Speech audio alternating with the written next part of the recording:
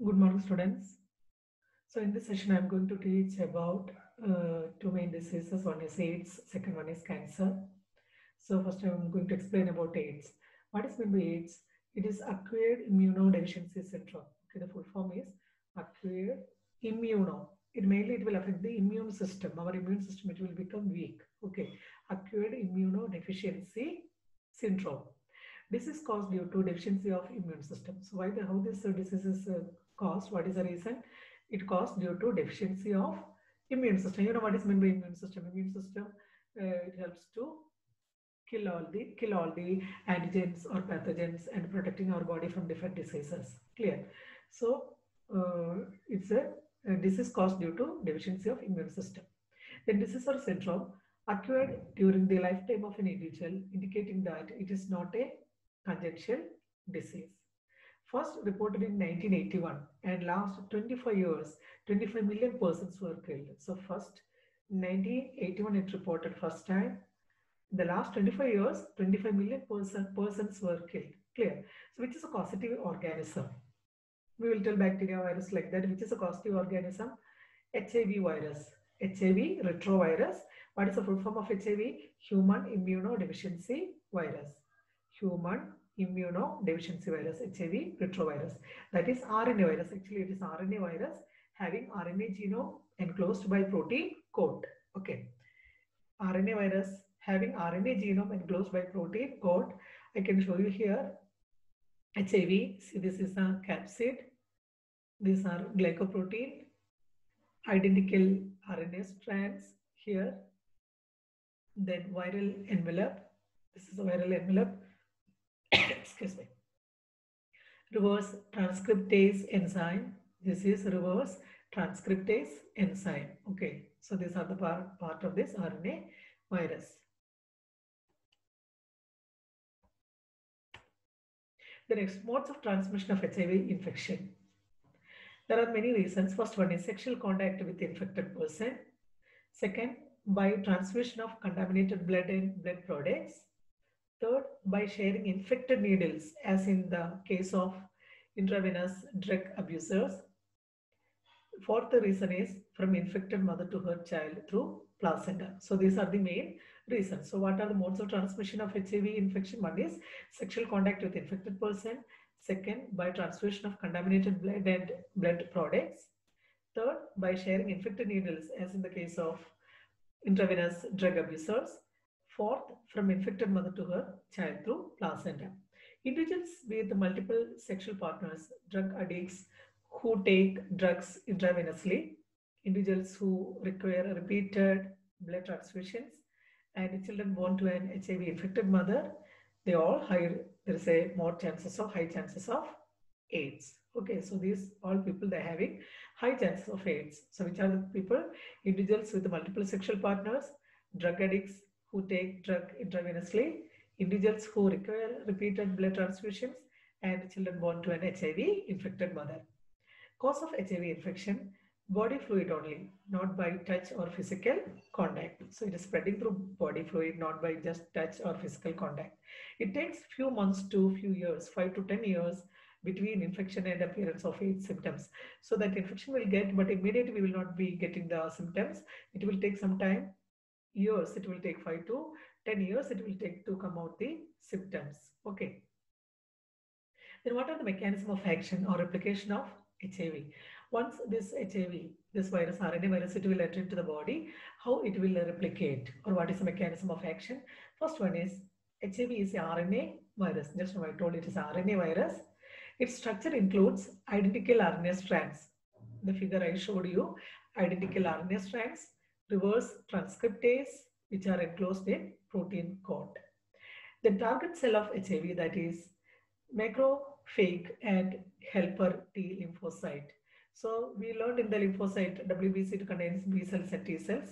So the target cell of HIV, macrophage, because both it's a part of immune system, it kills the pathogens.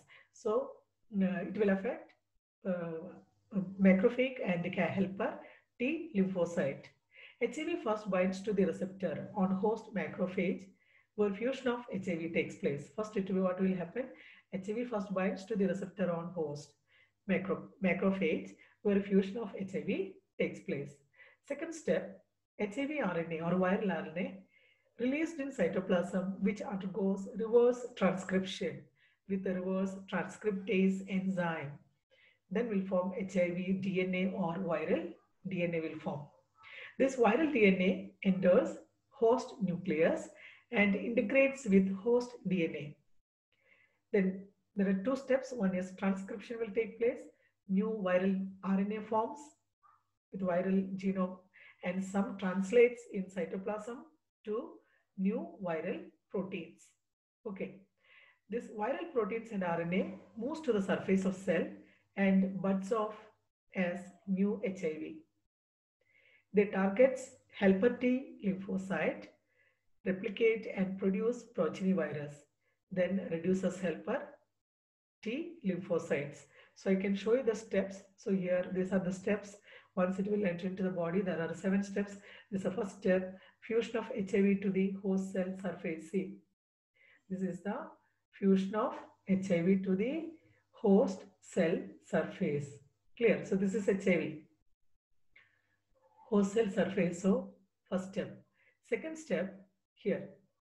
HIV RNA reverse transcriptase integrates and other viral proteins enter the host cell. Then they all will enter into the host cell. The third step is viral DNA is formed by reverse transcription. Then viral DNA will form. How? By reverse transcription. Fourth step, viral DNA is transported across the nucleus and integrates into the host DNA.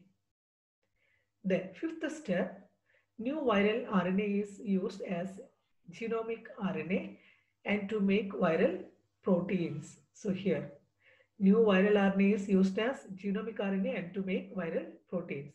Then sixth step, new viral RNA and proteins move to the cell surface and new immature HIV forms.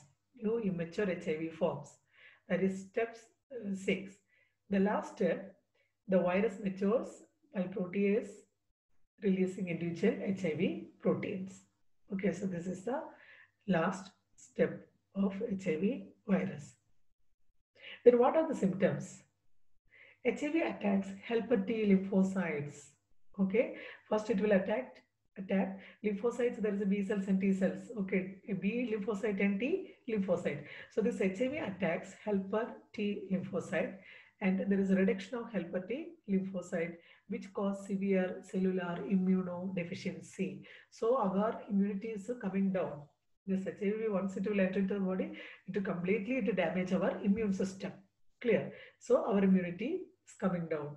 So this helper T lymphocytes which cause severe cellular immunodeficiency, bouts of fever, diarrhea, and weight loss. Highly susceptible to mycobacterium, viruses, fungi, parasites like toxoplasma. Infected person becomes opportunistic to infection. So once the immunity will come down, what will happen? We always will become sick. Other bacteria, viruses will enter. Our immunity level is gone down. So always we fall sick. The person will fall sick. Okay. Infected person becomes opportunistic to infections. Always the person will get infections. Then what are the diagnostic and treatment? Diagnostic test for AIDS, that is ELISA. ELISA means enzyme-linked immunosorbent assay. Enzyme-linked immunosorbent assay, ELISA. That is a diagnostic test for AIDS. Treatment for AIDS with antiretroviral drugs, but it is only partially effective. Okay, so we can give only antiretroviral drugs, but it's only partially effective. Drugs can only prolong the life of the patient, but cannot prevent death, which is inevitable. So because of this, if you are taking this drugs also, the person will die.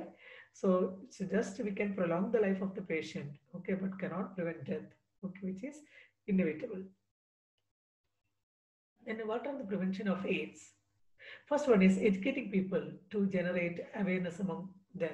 For that, we have two organizations. One is NACO, then NGOs, National AIDS Control Organization, NACO, National AIDS Control Organization, NACO, and other non-governmental organizations, NGOs, other non-governmental organization. First, what they will do, educating people to generate awareness among them. Second, WHO, World Health Organization, has started a number of programs to prevent the spreading of HIV infection, which includes, first one is making blood from, especially from a blood bank, safe from HIV. Making blood safe from HIV. Second, ensuring the use of only disposable needles and syringes in public and private hospitals and clinics. Third, free distribution of condoms. Fourth, controlling drug abuse. Fifth, advocating safe sex and promoting regular checkups for HIV in susceptible populations. So these are the programs done by the WHO. Infection with HIV or having AIDS is something that should not be hidden, since then the infection may spread to many more people. Okay, thank you, students.